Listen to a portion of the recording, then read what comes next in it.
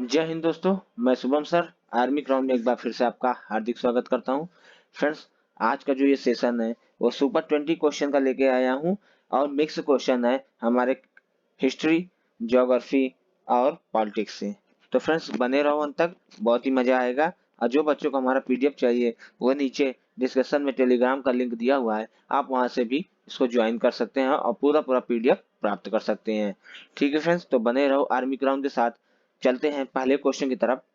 तो पहला question screen पे है, कैबिनेट मिशन भारत कब आया? कह रहा है कि कैबिनेट मिशन भारत कब आया। तो फ्रेंड्स कैबिनेट मिशन भारत आया 1946 में, जो कि ए आपका राइट आंसर हो जाएगा। ए आपका सही जवाब हो जाएगा। कैबिनेट मिशन 1946 में भारत आया। इसके 3 सदस्य थे। सदस्य की बात करते हैं तो पहले सदस्य कौन थे? Sir Stafford Cripps.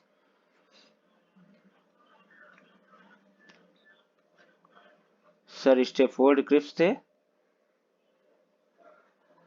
दूसरे थे पैथिक लॉरेंस।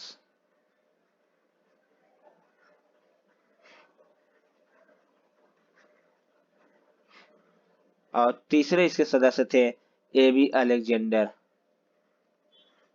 AB Alexander.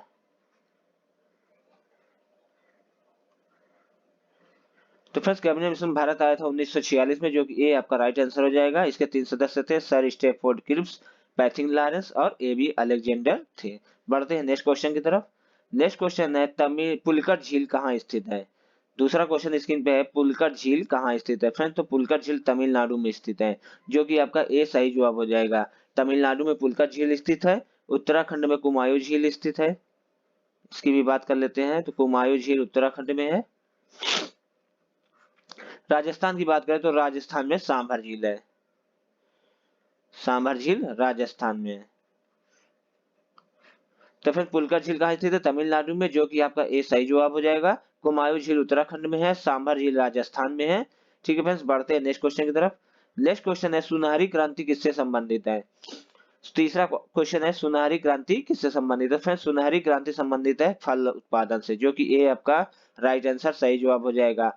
फल उत्पादन से संबंधित है आपका सुनहरी क्रांति। अंडा उत्पादन की बात करें तो अंडा उत्पादन हो जाता है आपका रजत क्रांति से। रजत क्रांति से संबंधित अंडा उत्पादन। और तिलहन से संबंधित है फ्रेंड्स, तिलहन से है नीली, तिलहन से संबंधित है तिलहन उत्पादन। तिलहन क्रांति है, इससे संबंधित है तिलहन उत्पादन। मत्स्य से संबंधित है नीली क्रांति।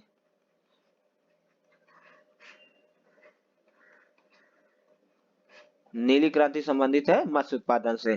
तो सुनहरी क्रांति फल उत्पादन संबंधित है, जो कि ये आपका सही जवाब हो जाएगा। रजत क्रांति अंडा उत्पादन से है। तिलहन क्रांति तिलहन उत्पादन तेल उत्पादन से है। और नीली क्रांति मत्स्य उत्पादन से है। बढ़ते हैं नेक्स्ट क्वेश्चन की तरफ। नेक्स्ट क्वेश्चन स्क्रीन पे है, भारत का नियंत्रक एवं महालेखा परीक्षक का उल्लेख किस अनुच्छेद में है? भारत के सीजीआई भारत के नियंत्रक एवं महालेखा परीक्षक का उल्लेख किस अनुच्छेद में है? तो फिर इसका सही जवाब है ए, अनुच्छेद 148 से 151 में भारत के नियंत्रक एवं महालेखा परीक्षक का उल्लेख मिलता है। ठीक है। और इनकी नियुक्ति कौन करता है? तो बात करते हैं इनकी नियुक्ति की, तो इनको नियुक्ति करता है राष्ट्रपति। इनकी नियुक्ति राष्ट्रपति करता है। 6 वर्ष या 65 वर्ष, जो भी पहले पूर्ण हो इनका कार्यकाल होता है। ठीक है। तो भारत का नियंत्रक एवं महालेखा परीक्षक का नियुक्ति अनुच्छेद 148 से 151 के तहत राष्ट्रपति करता है। और इनके कार्यकाल की बात करें तो 6 वर्ष से 65 वर्ष इनका कार्यकाल होता है। फ्रेंड्स आप हमारे पीडीएफ के लिए टेलीग्राम से जुड़ सकते हैं। हमारे डिस्कशन में नीचे टेलीग्राम का लिंक दिया हुआ है, आप वहां से जुड़ करके इसका पीडीएफ प्राप्त कर सकते हैं। तो फ्रेंड्स बने रहो अंत तक। चलते हैं पांचवें क्वेश्चन की तरफ। पांचवा क्वेश्चन है, उत्तर भारत का मैनचेस्टर किसे कहते हैं? उत्तर भारत का मैनचेस्टर किसे कहते हैं? तो फिर इसका सही जवाब हो जाएगा ए, कानपुर। उत्तर भारत का मैनचेस्टर कानपुर कहलाता है। ठीक है। बस अब बात करते हैं लखनऊ की, तो लखनऊ को नवाबों का शहर कहा जाता है।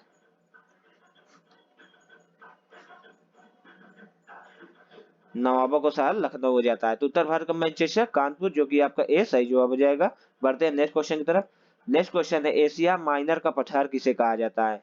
एशिया माइनर का पठार कहते हैं फ्रेंड्स ईरान का पठार, जो कि ए आपका सही जवाब हो जाएगा। एशिया माइनर का पठार ईरान का पठार है, जो कि ए आपका राइट आंसर हो जाएगा। बढ़ते हैं नेक्स्ट क्वेश्चन की तरफ।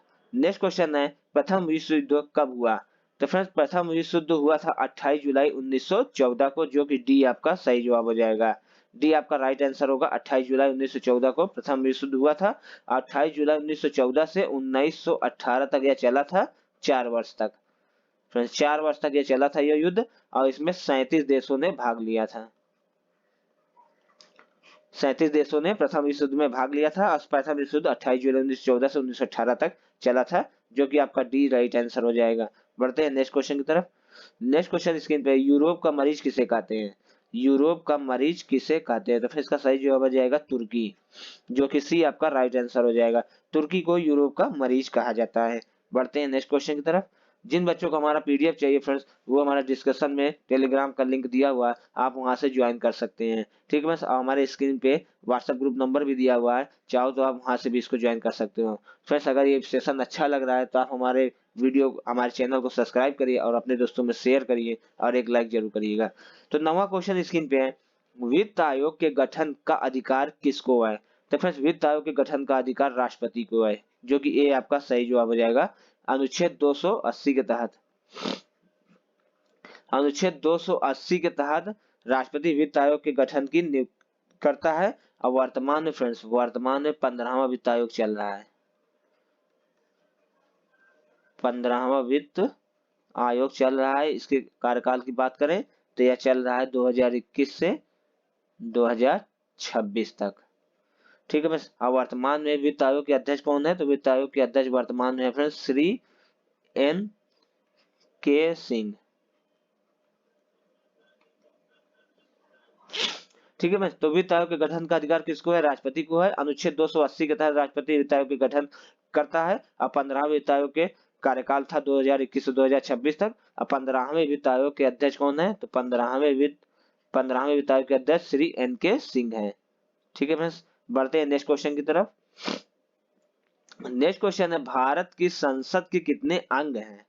तो फ्रेंड भारत के संसद के 3 अंग हैं, जो कि ए आपका राइट आंसर हो जाएगा। 3 अंग कौन कौन से हैं? तो फिर 3 अंग है भारत के संसद के, लोकसभा, राज्यसभा और राष्ट्रपति। ये भारत के 3 अंग हैं। ये लोकसभा निम्न सदन है, राज्यसभा उच्च सदन। ठीक है, तो भारत की संसद के कितने अंग हैं? 3 अंग हैं, जो कि ए आपका सही जवाब हो जाएगा। कौन कौन से हैं? तो पहला है लोकसभा, दूसरा राज्यसभा और तीसरा राष्ट्रपति है। ठीक है फ्रेंड्स, अब बात करते हैं अगर संसद के सदन की। भारत की संसद के कितने सदन है? तो सदन जब बात करेंगे तो इसका जवाब हो जाएगा 2। और 2 कौन कौन से हैं? तो वो है आपके लोकसभा और राज्यसभा। तो कंफ्यूज नहीं होना है फ्रेंड्स। जब सदन की बात करेगा तो भारत की संसद के 2 सदन है, लोकसभा है और राज्यसभा है। और जब संसद के अंग की बात करेगा तो अंग 3 हो जाते हैं, जो कि ए आपका सही जवाब हो जाएगा। लोकसभा, राज्यसभा और राष्ट्रपति। ठीक है फ्रेंड्स, पीडीएफ के लिए हमारा व्हाट्सएप ग्रुप नंबर दिया हुआ है फ्रेंड्स, आप यहाँ से भी इस व्हाट्सएप ग्रुप ज्वाइन करके इसका पीडीएफ प्राप्त कर सकते हैं। तो व्हाट्सएप ग्रुप नंबर है हमारा 8799111206। इस पर आप जुड़ करके इसका पूरा पीडीएफ प्राप्त कर सकते हैं। तो फ्रेंड्स बढ़ते हैं नेक्स्ट क्वेश्चन की तरफ।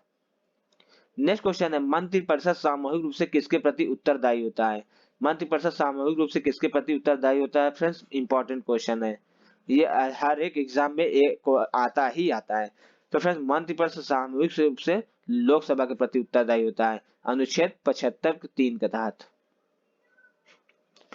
अनुच्छेद 75(3) के तहत मंत्रिपरिषद सामूहिक रूप से लोकसभा के प्रति उत्तरदायी होता है। ठीक है फ्रेंड्स, कंफ्यूज नहीं होना है। बढ़ते हैं नेक्स्ट क्वेश्चन की तरफ। नेक्स्ट क्वेश्चन है, विजयनगर साम्राज्य की स्थापना कब हुई?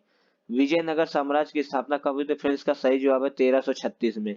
विजयनगर साम्राज्य की स्थापना 1336 में हुई थी। और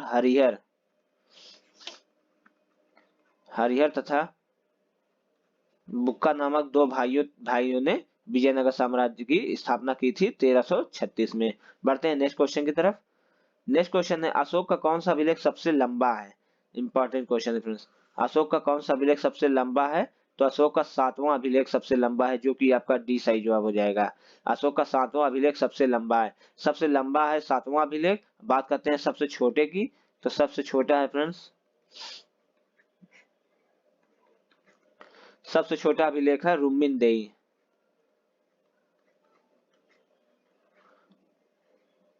ठीक है फ्रेंड्स। तो अशोक का कौन सा अभिलेख सबसे लंबा है? 7वां अभिलेख सबसे लंबा है, जो कि आपका डी राइट आंसर हो जाएगा। अब बात करते हैं सबसे छोटे की, तो सबसे छोटा अभिलेख है रुमिनदेही। ठीक है फ्रेंड्स, क्वेश्चन पूछ लेता है, इसको नोट कर लीजिएगा। सबसे छोटा अभिलेख रुमिनदेही है, अशोक का सबसे लंबा 7वां अभिलेख है। आप टेलीग्राम पीडीएफ के लिए भी जुड़ सकते हैं, टेलीग्राम चैनल नीचे टेलीग्राम का डिस्क्रिप्शन में लिंक दिया हुआ है, आप वहां से भी जुड़ सकते हैं। बढ़ते हैं नेक्स्ट क्वेश्चन की तरफ। नेक्स्ट क्वेश्चन है गांधी इरविन समझौता कब हुआ था? गांधी इरविन समझौता कब हुआ था? तो फ्रेंड्स का सही जवाब है 4 मार्च 1931 को, जो कि सी आपका राइट आंसर हो जाएगा। 4 मार्च 1931 को गांधी समझौता हुआ था द्वितीय गोलमेज सम्मेलन के तहत।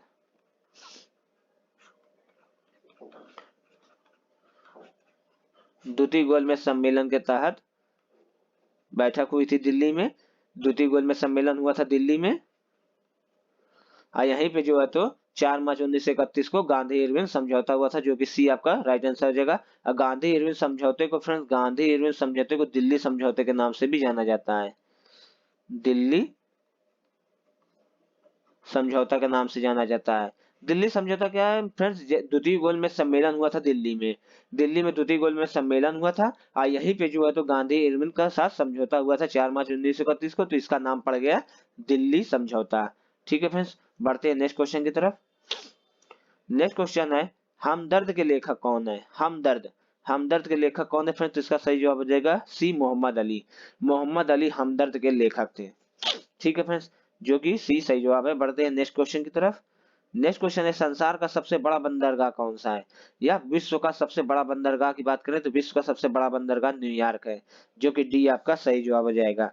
विश्व का सबसे बड़ा बंदरगाह न्यूयॉर्क है। बढ़ते हैं नेक्स्ट क्वेश्चन की तरफ। नेक्स्ट क्वेश्चन है भूगोल का जनक किसे कहते हैं?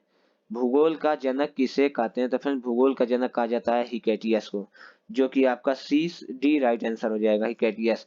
हिकेटियस को भूगोल का जनक कहा जाता है। बात करते हैं स्ट्राबो की, तो स्ट्राबो की बात करें तो भौगोलीय विश्वकोश का जनक इन्हें कहा जाता है। लिख देते हैं फ्रेंड्स, आप नोट कर लीजिएगा, भौगोलीय विश्वकोश। भौगोलीय विश्वकोश का जनक कहा जाता है स्ट्राबो को। मार्टिन बेहम को कहा जाता है फ्रेंड, तो मार्टिन बेहम को कहा जाता है विश्व ग्लोब का निर्माता।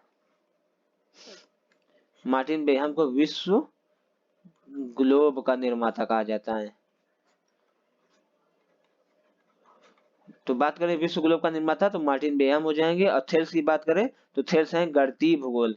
गणितीय भूगोल के जनक थेल्स हैं।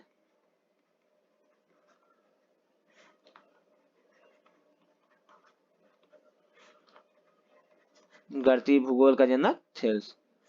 तो फिर भूगोल के जनक किसे कहते हैं? हिकेटियस को कहते हैं, जो कि डी आपका सही जवाब हो जाएगा। स्ट्राबो को कहा जाता है भौगोलीय विश्वकोश का जनक, मार्टिन बेहम को कहा जाता है विश्व ग्लोब का निर्माता, और थेल्स को कहा जाता है गणितीय भूगोल का जनक। ठीक है फ्रेंड्स, बढ़ते हैं नेक्स्ट क्वेश्चन की तरफ। नेक्स्ट क्वेश्चन है पीत आतंक से किसे संबोधित किया जाता है? पीत आतंक से किसे संबोधित किया जाता है? तो इसका सही जवाब है जापान, बी आपका राइट आंसर हो जाएगा। जापान को पीत आतंक के नाम से भी संबोधित किया जाता है। फ्रेंड्स हमारा ये आप पीडीएफ के लिए प्राप्त कर सकते हैं, नीचे डिस्क्रिप्शन में टेलीग्राम का लिंक दिया हुआ है, आप वहां से ज्वाइन करके इसका पूरा पीडीएफ प्राप्त कर सकते हैं। बढ़ते हैं नेक्स्ट क्वेश्चन की तरफ। नेक्स्ट क्वेश्चन है न्याय की जंजीर के लिए किसे याद किया जाता है? न्याय की जंजीर के लिए किसे याद किया जाता है? तो फ्रेंड्स का सही जवाब है जहांगीर। जहांगीर को न्याय की जंजीर के लिए याद किया जाता है, और जहांगीर ने अपने दरबार में एक लगाया हुआ था घंटी टाइप का, तो उसको जिसको भी न्याय चाहिए होता है तो वो घंटी को बजाता है, उसके बाद फरमान जाता है जहांगीर के पास कि कोई न्याय के मांग कर रहा है। तो न्याय की जंजीर के लिए किसे याद किया जाता है? जहांगीर को याद किया जाता है, जो कि बी आपका राइट आंसर हो जाएगा। बढ़ते हैं नेक्स्ट क्वेश्चन की तरफ। नेक्स्ट क्वेश्चन है दिल्ली भारत की राजधानी किस गवर्नर जनरल के समय में बनी? इंपॉर्टेंट क्वेश्चन है फ्रेंड्स। दिल्ली भारत की राजधानी किस गवर्नर जनरल के समय में बनी? तो इसका सही जवाब है फ्रेंड्स बी लॉर्ड हार्डिंग द्वितीय। लॉर्ड हार्डिंग द्वितीय के समय में दिल्ली भारत की राजधानी बनी, और वो बनी कब? 1912 में। 1912 में दिल्ली भारत की राजधानी बनी, लॉर्ड हार्डिंग द्वितीय के समय में बनी, और लॉर्ड हार्डिंग द्वितीय के समय में ही प्रथम विश्व युद्ध हुआ था फ्रेंड्स। प्रथम विश्व युद्ध हुआ था लॉर्ड हार्डिंग द्वितीय के समय में 28 जुलाई 1914 को, और यह 18 में जाके समाप्त हुआ, मतलब 4 वर्ष तक यह युद्ध चला था और इसमें 37 देशों ने भाग लिया था। तो दिल्ली भारत की राजधानी किस गवर्नर जनरल के समय में बनी? लॉर्ड हार्डिंग द्वितीय के समय में बनी। 1912 में दिल्ली भारत की राजधानी बनी थी और लॉर्ड हार्डिंग द्वितीय के समय में ही प्रथम विश्व युद्ध शुरू हुआ था। 28 जुलाई 1914 से 18 तक चला था, 4 वर्ष तक, और इसमें 37 देशों ने भाग लिया था। ठीक है फ्रेंड्स, तो फ्रेंड्स आज के लिए इतना ही। उम्मीद है आपको ये सेशन बहुत ही अच्छा लगा होगा, और अच्छा लगा फ्रेंड्स तो एक लाइक और एक सब्सक्राइब जरूर करें फ्रेंड्स। बहुत मेहनत से वीडियो बनाते हैं हम आपके लिए लेके आते हैं कि हमारे जो आर्मी ग्राउंड के बच्चे हैं उनको 100% सिलेक्शन होना निश्चित किया जाए। ठीक है फ्रेंड्स, तो बने रहो अंत तक। अगर नेक्स्ट सेशन जो मैं लेके आऊंगा वो इससे भी अच्छा रहेगा फ्रेंड्स। तो फ्रेंड्स हमारे चैनल को सब्सक्राइब करिए, लाइक करिए, अपने दोस्तों में शेयर करिए। आज के लिए इतना ही। गुड नाइट, शुभ रात्रि।